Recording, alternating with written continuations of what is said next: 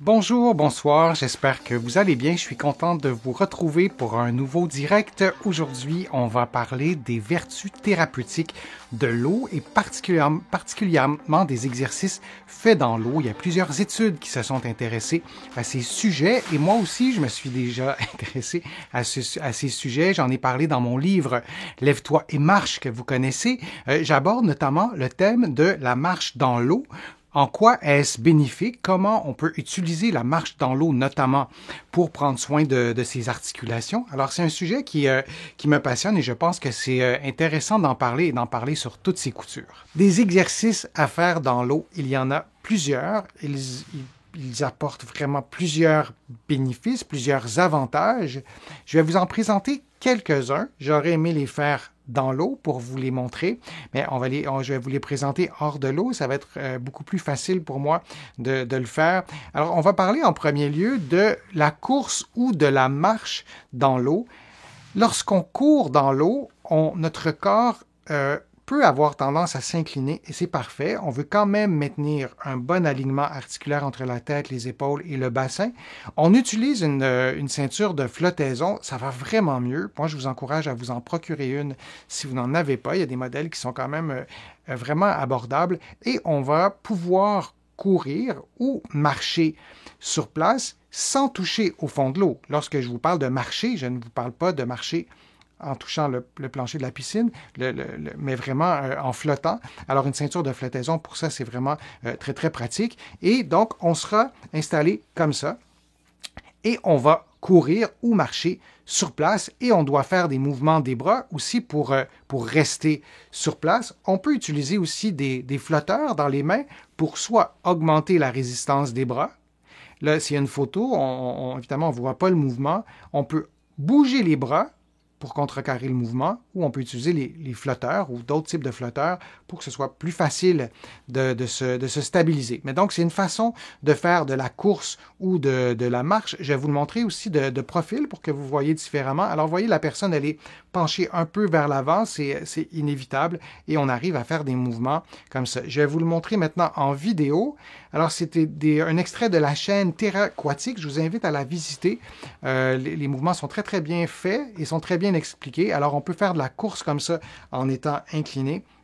Alors, c'est peut-être pas pour tout le monde de faire ce type de course, mais c'est une façon de faire. Il y a d'autres mouvements aussi que vous pouvez faire, par exemple, avec les jambes, toujours avec la ceinture de flottaison. Donc, le mouvement que vous voyez, ça nous permet, je vais juste y revenir à ce mouvement si j'arrive à arrêter la vidéo comme ça.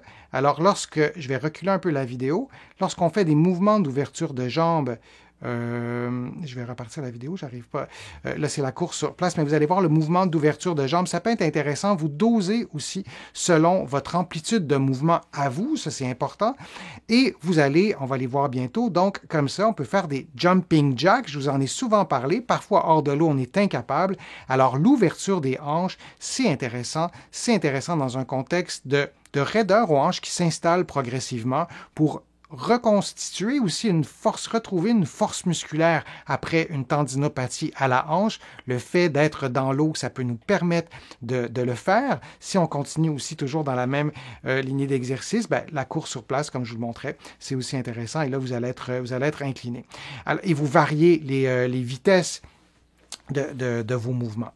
Vous pouvez faire 1 minute, 2 minutes, 3 minutes, arrêter, sortir de l'eau. Si vous avez une fragilité articulaire pour voir comment ça se passe, parce que parfois la douleur, on va la ressentir lorsqu'on sort de l'eau. Donc, les premières fois, vous faites des tests et vous augmentez progressivement. Vous augmentez progressivement aussi la vitesse. Il y a aussi des exercices qu'on peut faire avec des haltères aquatiques. Vous pouvez utiliser ce type d'haltère que vous voyez. Il y en a vraiment plusieurs autres. Et donc, vous tenez la position assise, les jambes à 90 degrés. Et lorsqu'on fait ça, on travaille les abdominaux, on travaille la stabilisation. Vous pourriez fermer les yeux. Vous pourriez garder la position 2 minutes. Vous pourriez aussi faire des mouvements avec les bras, c'est-à-dire distancer les bras un petit peu, les rapprocher un petit peu. Là aussi, vous pourriez de cette façon-là stimuler la stabilité du tronc. L'environnement aquatique est absolument fabuleux pour ça. Et si je vous montre une autre façon de faire, cette personne a des flotteurs aux pieds. Il y a vraiment plusieurs types de modèles, là, ça c'en est un. Et elle tient aussi des haltères. Alors là, de tenir la position, ça ne se fait pas tout seul. On pourrait éloigner les pieds, on pourrait rapprocher les pieds et ça nous permettrait de stimuler les muscles des jambes en ouverture tout en stabilisant avec les bras. Et c'est impossible de faire ça hors de l'eau. Alors, on profite de l'environnement aquatique pour faire ces exercices. Il y a une autre façon aussi semblable, et vous êtes certaines d'entre vous, vous le faites, cet exercice avec une nouille.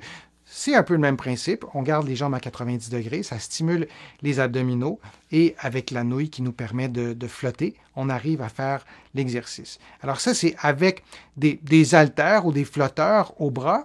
On peut aussi faire des mouvements qui sont en partie dans l'eau et en partie hors de l'eau. Vous le voyez avec des haltères aquatiques et vous devinez le mouvement suivant. On va alterner en levant le bras opposé, en plaçant l'autre bras dans l'eau. Je vous ai souvent parlé d'exercices excentriques et concentriques. Lorsque vous levez le bras, par exemple, ou plutôt lorsque vous pliez le coude, votre biceps travaille en concentrique. Lorsque vous le dépliez, votre biceps travaille en excentrique parce qu'il se contracte en s'allongeant. Dans l'eau, c'est complètement différent.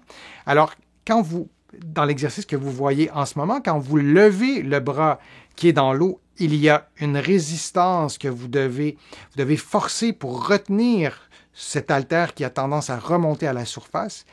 Et lorsque vous le faites dans l'autre sens, il y a aussi un effort à faire. Donc, c'est différent, c'est un effort musculaire qui est différent. Vous pourriez aussi faire les mêmes mouvements, mais non pas devant, mais sur le côté. Alors, quand on parle d'exercice à faire dans l'eau avec les bras, en utilisant des haltères, on a vraiment, à mon sens, beaucoup plus de possibilités que sans haltères. On pourrait utiliser toujours pour l'épaule, utiliser des palmes comme ça. Donc, on fait les mêmes mouvements que vous venez de voir, mais avec les palmes, on peut placer la main perpendiculaire à l'eau ou la main face à l'eau. Et là aussi, on aura plus de résistance.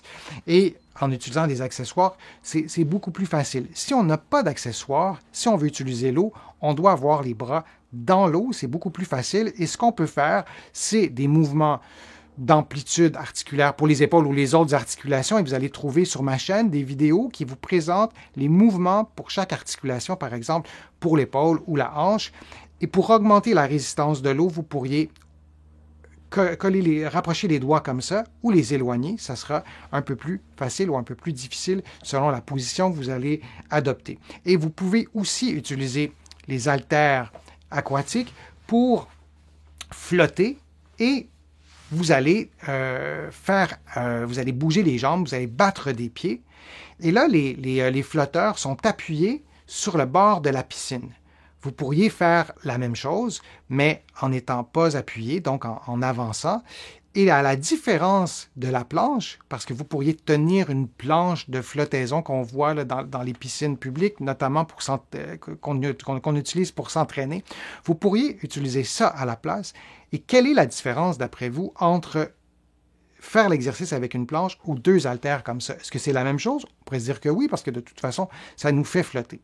Alors, d'après vous, quelle est la différence? J'ai hâte de lire vos réponses. Je vous donne la réponse tout de suite, le temps que vous vous m'écriviez vos réponses. Peut-être que vous allez avoir une réponse différente de la mienne et ça arrive souvent et ça bonifie le direct.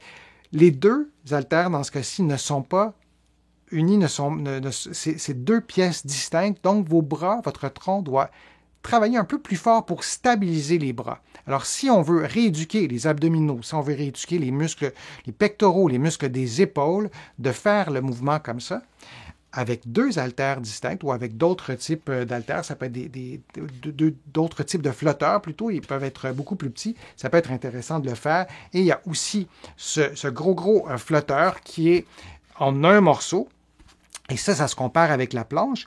Par contre, pour certaines personnes, c'est plus facile à tenir chaque extrémité du rouleau, pour certaines personnes, c'est plus facile à tenir que de prendre une planche et de la tenir, surtout les planches qui n'ont pas d'ouverture ici pour pouvoir les tenir. Pour certaines personnes, en raison de limitations physiques, par exemple, ça peut être plus difficile de le faire. Je vous montre une autre façon aussi d'utiliser les flotteurs. Alors, vous pouvez les utiliser en marchant. Vous avancez vous levez, si vous voulez, votre bras gauche en même temps que la jambe opposée, comme vous le voyez en ce moment sur la photo. Alors, c'est une autre façon de marcher. Et le passage du bras qui va vers l'avant ou vers l'arrière, bien évidemment, il y a une résistance qui est là. Ça sera beaucoup plus difficile. La personne est immergée jusqu'au cou presque. Alors, c'est toujours préférable lorsqu'on fait nos exercices aquatique dans l'eau, si c'est possible, d'avoir un niveau d'eau assez élevé, parce que plus on sera dans l'eau, plus on pourra bénéficier des effets thérapeutiques de l'eau. Alors, on a terminé cette section sur les bienfaits thérapeutiques de l'eau, sur les exercices faits dans l'eau. J'espère que ça vous a plu, j'espère que ça a pu vous aider, que ça vous a donné des trucs pour pouvoir profiter de l'eau et augmenter vos capacités physiques, peut-être soulager vos douleurs. Je vous invite à cliquer j'aime, à partager la vidéo, à partager le direct sur vos réseaux sociaux et je vous invite aussi à visiter mon site web, le www.denisfortier.ca. Vous allez trouver beaucoup d'autres conseils et vous allez pouvoir aussi faire des contributions. Vous le savez, sans vos contributions, je n'arriverai pas à vous produire autant de contenu. Vous pouvez aussi faire une contribution directement sur YouTube. Vous cliquez sur le petit cœur et je crois que c'est écrit j'aime, quelque chose comme ça, et vous allez pouvoir faire une contribution si vous le souhaitez. Vous allez aussi trouver beaucoup d'informations dans mes livres, mais notamment mon livre Lève-toi et marche, des conseils sur la marche dans l'eau, mais aussi sur la marche en général. Et vous allez trouver mes livres partout au Canada, en librairie et sur le web. Mes livres sont aussi de l'autre côté de l'Atlantique. Vous allez notamment pouvoir les trouver à la librairie du Québec à Paris. Vous pouvez commander les livres. Je crois qu'ils font la livraison aussi un peu partout en Europe et dans le nord de l'Afrique, mais renseignez-vous. Alors, j'espère que tout ça vous a plu. Je vous souhaite une bonne journée, une bonne fin de journée et au plaisir de vous revoir pour une prochaine vidéo, pour un prochain direct. À bientôt.